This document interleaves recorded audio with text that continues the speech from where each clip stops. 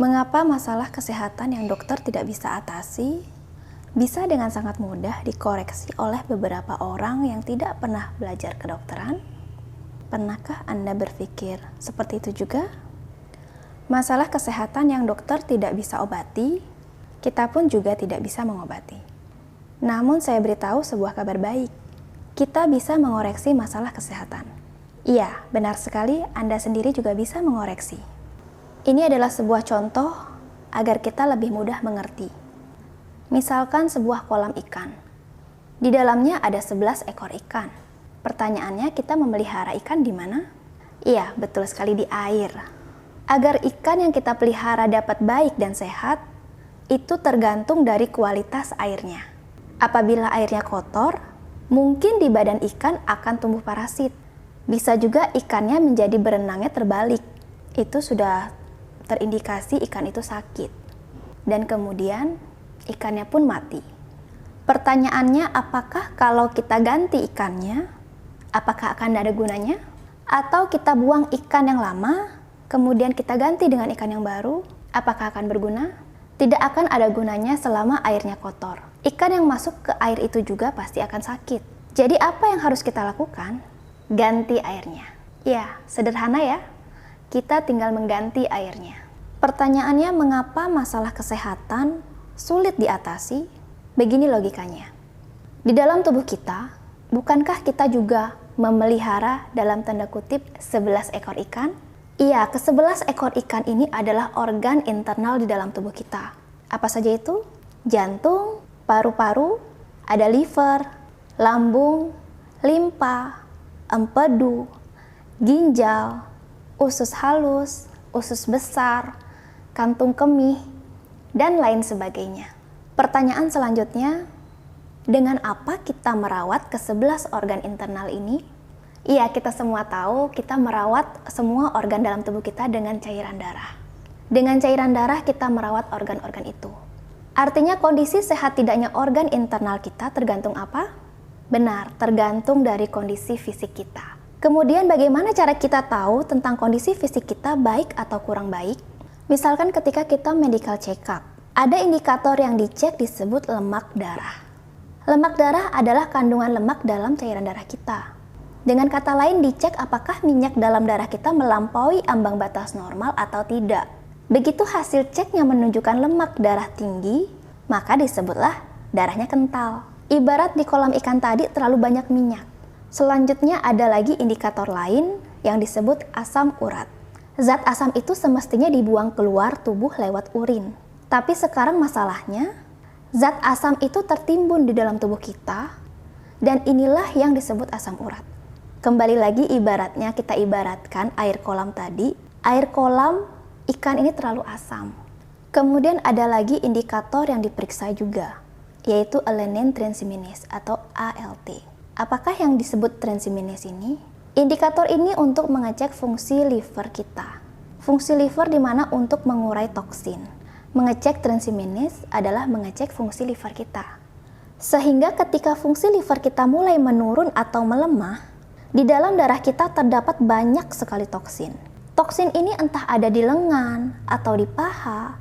Asalkan toksin yang diambil sampelnya melampaui ambang batas normal, maka dinyatakanlah transaminase-nya tinggi.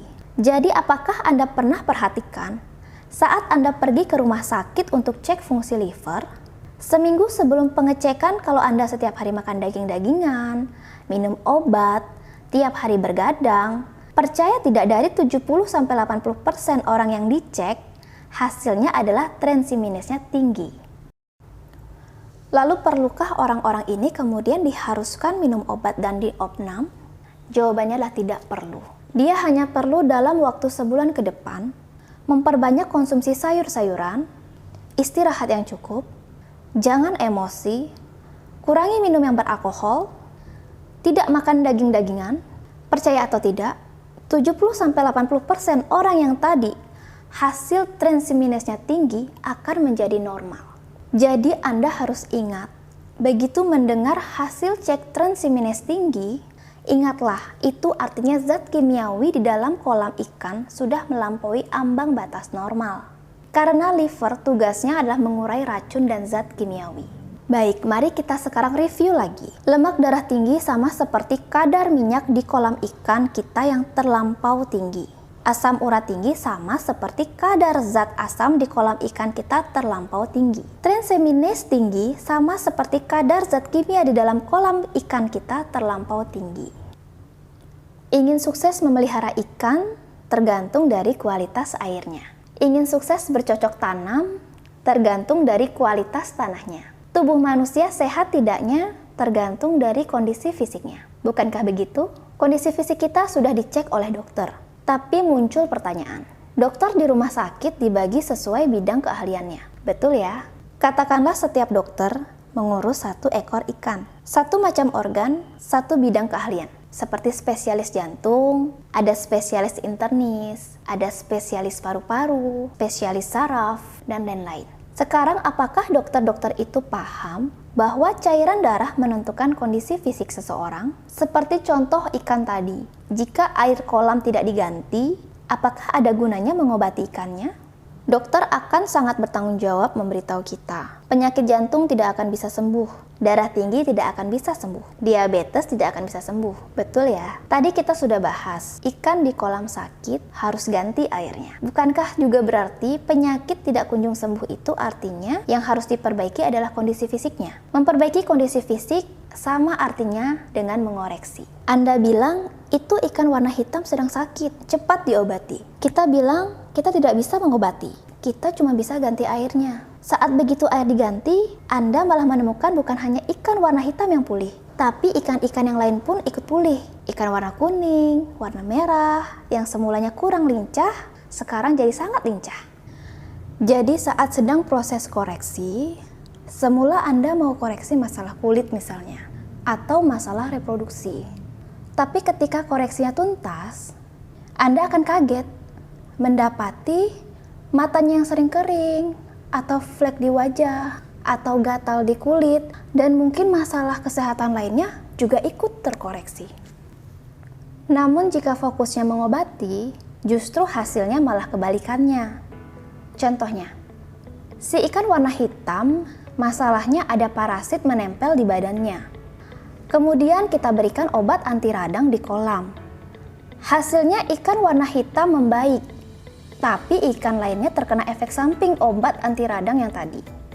Ikan-ikan yang lain tumbuhnya jadi terlambat, atau malah jadi berenang terbalik, yang terindikasi mereka sakit. Jadi demi mengobati penyakit tertentu, biasanya kita mengkonsumsi obat. Obat yang kita konsumsi seharusnya untuk mengatasi hipertensi misalnya. Tapi setelah diminum, justru bisa mengakibatkan jantung bermasalah, liver bermasalah, sistem hormonal yang kacau, bahkan hingga menopause dini. Pasti sudah sering kita tahu terjadi kasus seperti ini.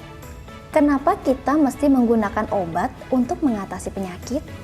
Yang mana semakin lama, semakin banyak obat yang diminum. Bukannya jauh lebih baik kalau mengoreksi satu macam penyakit, namun penyakit lainnya juga ikut teratasi? Logikanya persis sama seperti kita mengobati ikan di kolam ikan.